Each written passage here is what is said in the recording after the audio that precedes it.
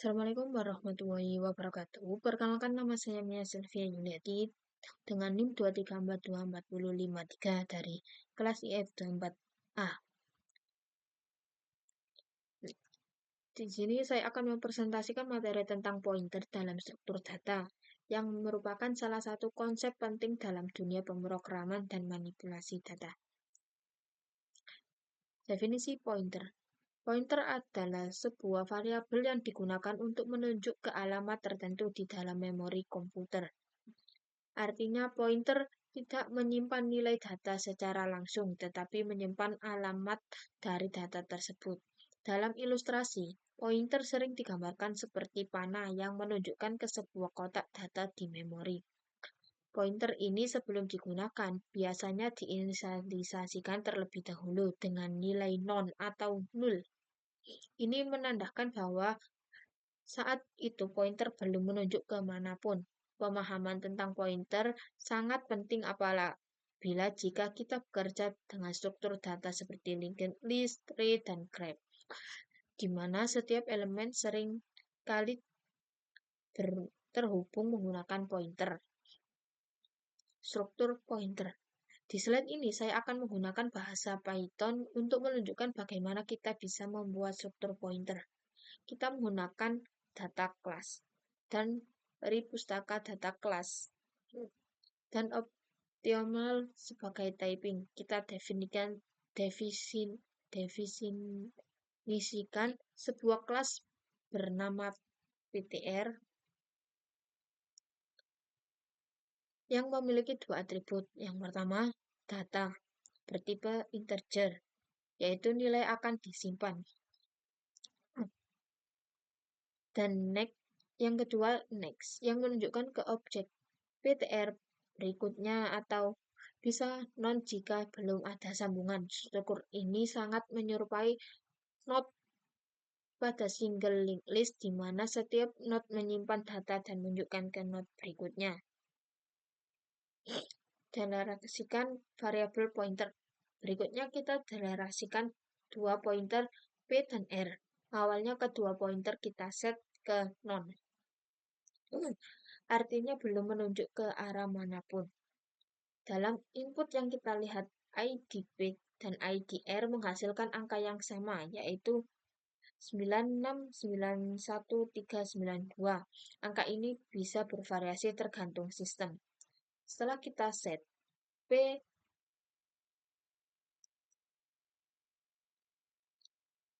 sama dengan PTR, data sama dengan 15, maka P menunjuk ke alamat memori yang berbeda. Sedangkan R tetap menunjuk ke non, alias belum ada objek. Dalam saat kita cetak nilai P dan R, maka kita bisa melihat perbedaan referensi. Ini. Nah,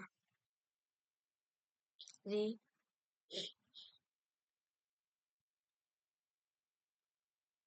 sekarang kita atur R sama dengan P, artinya pointer R sekarang menunjuk ke objek yang sama dengan P.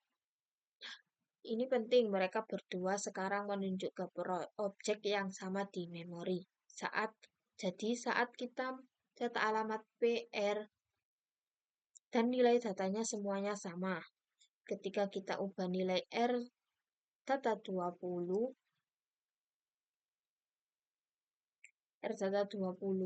maka nilai P data juga berubah menjadi 20.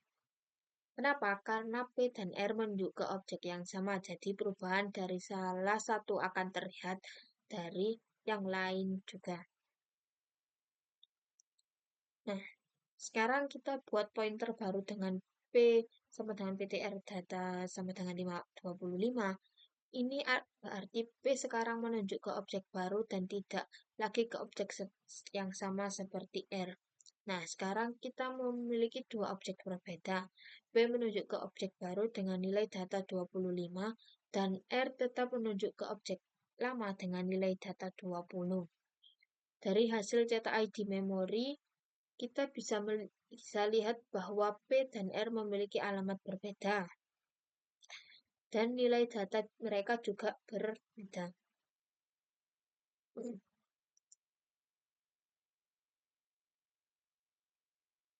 Nah, sekarang kita menyalin data dari R ke P. Maka kita cukup tulis P pointer data dan R pointer data. Dan hasil nilai P pointer data akan menjadi sama dengan R pointer data, yaitu 20. Ini tipe saya belum kemarin. Tetapi perlu digarisbawahi jika nilainya saja yang disalin, bukan alamat objek memori. Nih, P dan R tetap menunjuk ke dua objek berbeda. Nah, kemudian kita ubah P data sama dengan 30, maka P sekarang menyimpan nilai 30, sedangkan R masih 20. Ini salah. Ini menunjukkan bahwa setelah diinteraksikan ke objek yang berbeda, P dan R memiliki kehidupan masing-masing. Objek yang tidak lagi ditunjuk oleh pointer manapun disebut sebagai ungker HB objek dan tidak diakses lagi melalui program.